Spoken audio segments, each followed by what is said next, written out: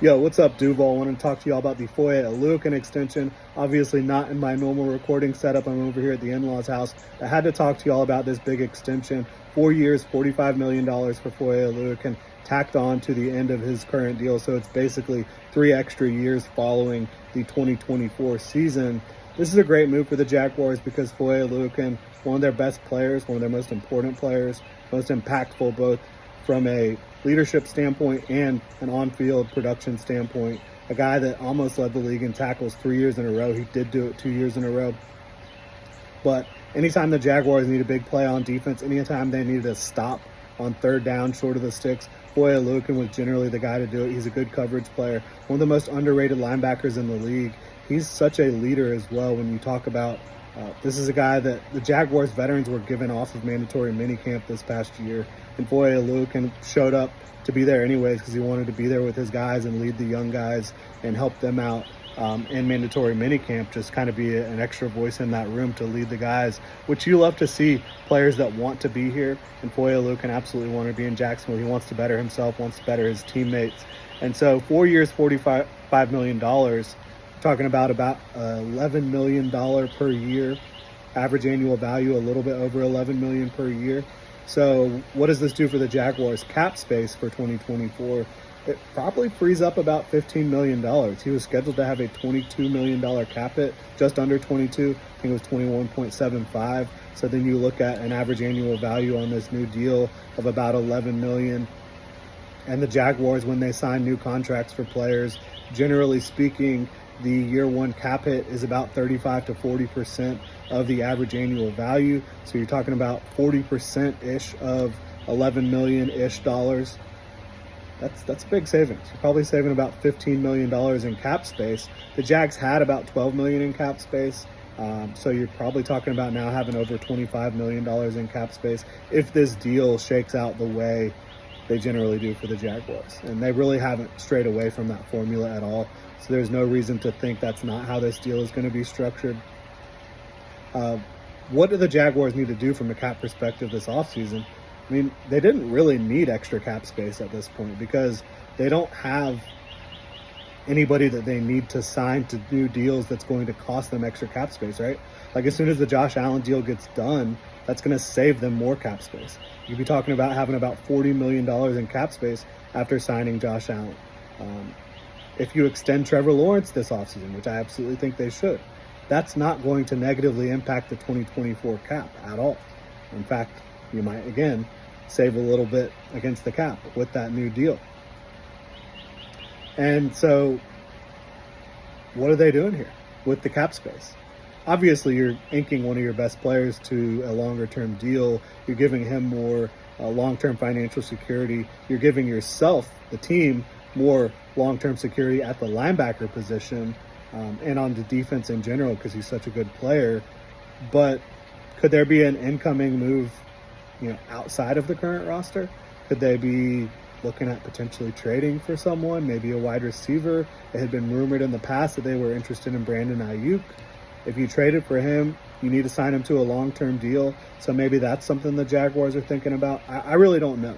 And I don't think that there's any indication that we really do know what's about to happen with the Jaguars. But the bottom line is this does clear up cap space for them. And as soon as they sign Josh Allen to a new deal, that's going to clear up cap space because his franchise tag is, over $22 million right now, maybe 24 with the linebacker designation. That's going to get reduced massively once he signs his new deal. So maybe there is something incoming. I'm not sure.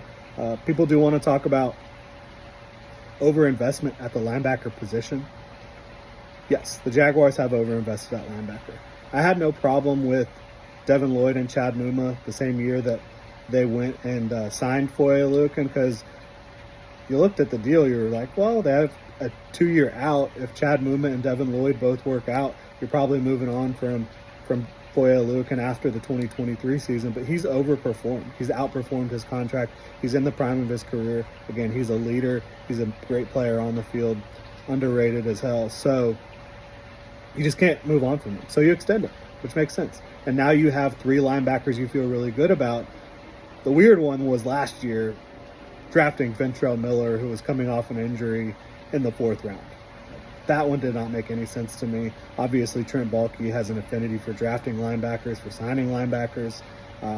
So, yes, they have overinvested at the position, but make no mistake about it, bringing Foye Oluokun back is a great move long-term for the Jacksonville Jaguars defense because he's everything for them. He's the brain, he's the heart, he's the soul of the Jaguars defense. And yeah, is he as talented as Josh Allen? Maybe not. But is he playing as an important position as Josh Allen? Again, probably not. But he is everything for that Jaguars defense. I think you could argue over the last 2 years he's been the defensive MVP for the Jaguars because he brings it every single play, every single down. Again, when you need a big play, Foye Oluokun is usually there to make it. And so I'm excited that he's going to be back here. You're getting cap relief, which again, who knows? You're going to make another move, subsequent move. I would like the idea of extending Trevor Lawrence right now, which again, you don't need more cap space to do that. But the Jaguars, once they get Josh Allen under his new contract, they could be sitting with about $40 million in cap space to go make another move to try to really push their chips in and potentially go on a Super Bowl run. I think that is their goal right now. Obviously, they've stated that in the past, but this could be the final year of Trevor Lawrence on a cheap deal. Even if you sign him to the extension, that extension is not going to void this upcoming year in all likelihood. So you're not going to be talking about some massive cap hit when you sign Trevor Lawrence, some massive 2024 cap hit. So yeah, I think there's a possibility this could mean an incoming move, maybe a trade, maybe signing a couple players that you really like. I really don't know, but the timing is interesting. I definitely think it's interesting. You've heard smoke about Brandon Ayuk interest. Maybe there's interest with another team, another star wide receiver. If they do want to trade for Brandon Ayuk, I'd be all over it because that dude's a star. One of the best route runners in the league.